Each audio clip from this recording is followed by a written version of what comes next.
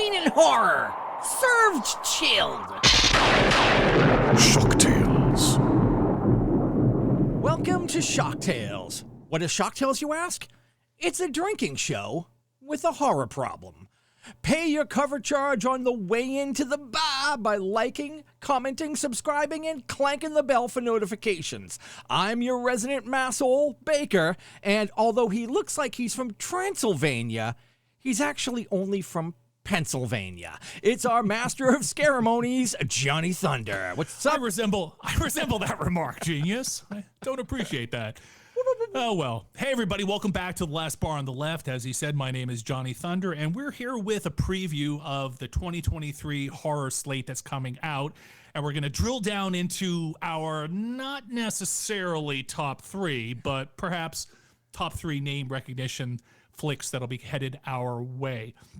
You know, there's a bunch of things coming out this year, and these are kind of the bigger releases. But, you know, in February, we see Knock at the Cabin, Winnie the Pooh, Blood and Honey, and Cocaine Bear, which I cannot wait to review.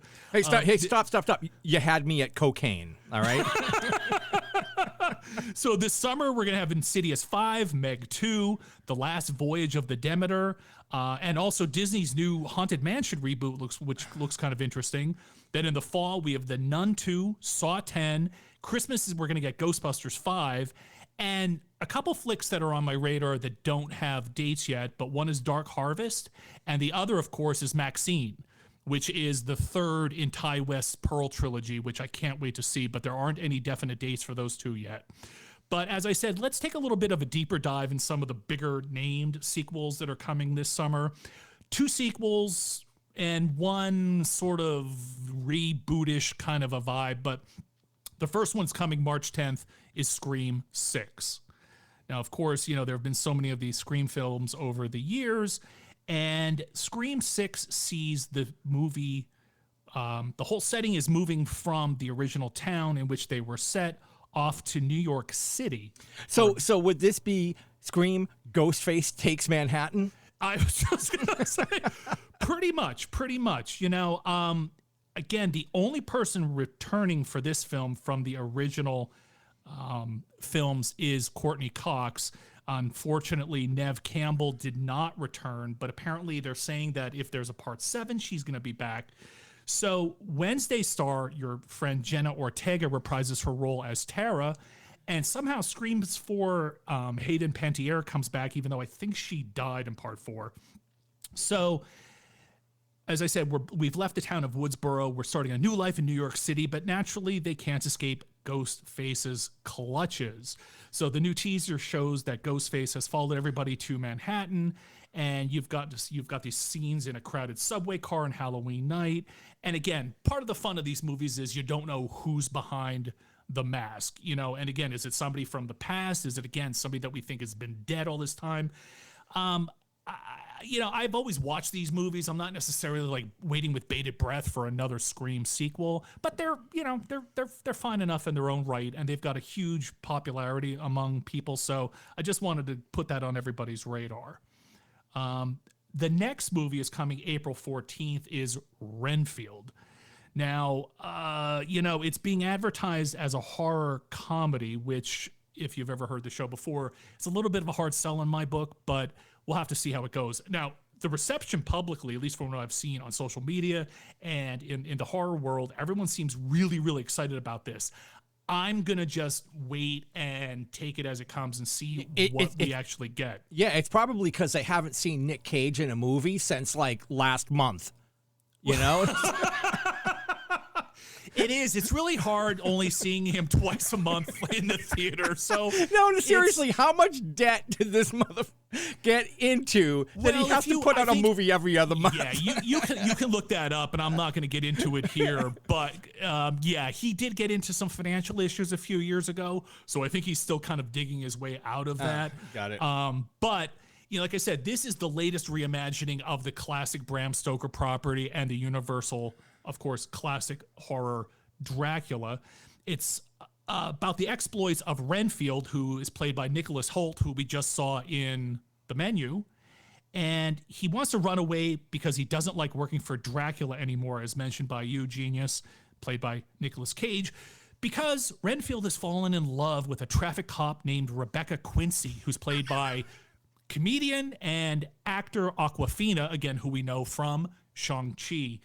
As I said, a lot of people are really, really digging the vibe of this because, again, it looks like it's just a complete over-the-top, modern take on the franchise.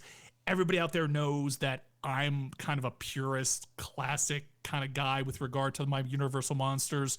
So I'm not so down with the take as much as everybody else seems to be. I'll go in with an open mind, but I would much rather see if they wanted to relaunch their monster universe, which they tried to do a couple years ago, as period pieces, dark, normal sort of take on the Universal monsters. But, it is what it is. Like I said, I'm an old man screaming at the clouds. So Look, anytime I hear made for modern audiences, I'm running for the hills. I'm going to the opposite direction. Anyway. I know. I hear you. I'm right there with you. We're old. We're old. That's okay. We're crusty. And finally, coming on April 21st is Evil Dead Rise. So this is the 5th installment in the Evil Dead franchise. It's about two estranged sisters whose reunion is cut short when they're forced to battle sinister creatures known as... Can you fill in the blank, Chris? Deadites. Deadites. Deadites, yes. Or Deadoots, yeah. If you're from Canada, I think Deadoots is the pronunciation. And what's weird about this, because I didn't know, is this a prequel? Is it a sequel? Is it a remake? From what I've been reading, the intention of the film producers is that this is a direct sequel, soft reimagining to the original trilogy, that ended with Army of Darkness and perhaps also with the TV show with Bruce Campbell. Now, as far as I know, there's no Bruce Campbell, so any Bruce Campbell fans out there, I don't think he's in this. But, again, everybody loves the Evil Dead, and this is what we're getting given to us. Is this what we want to see? Probably not. Is Raimi involved in it at all? I think so, but I don't hold me to that because I did not look into this. Or did he just slap his name on it and take a check? Which don't know. Yeah. If it doesn't have Bruce in it, it ain't the Evil Dead. No, I'm there with you. Right there with you. Okay. All right. So, like I said, there's a bunch of stuff coming out. Like I said, it's there. It's a thing. It's out there. It's gonna be coming. Like I said, I'm really curious about the Winnie the Pooh thing. It's also it's by the people that did the Mean One, the Grinch movie that I saw over the summer. But Immortal Masks characters, their masks and their features are in the film. So again, nice. I love a bad slasher flick. So I'm there for that. Again, Maxine looks great. I can't wait to see that. And, we'll just have to see obviously we're going to cover a bunch of other independent and smaller films as they come along, but this is kind of a high level overview of what's hitting the theaters in 2023. I'm going now. Heaven help you.